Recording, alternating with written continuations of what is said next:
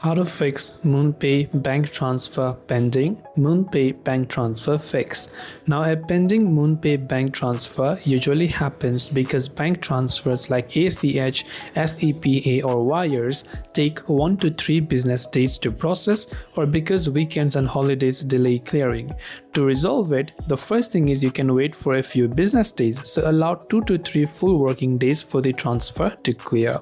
You can also try to check your email to look for messages from MoonPay asking for more identity documents or information.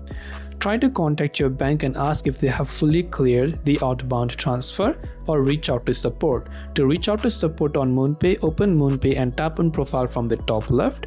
Tap the settings or the gear icon from the top right hand side, and from here you can go to the option called Help. Now from Help you can go to the option called Chat with Us from the top and contact the MoonPay support from here. Hopefully one of these may have helped you solve the problem. If you have got any questions, feel free to leave them down. As always, thank you for watching and see you soon in our next video.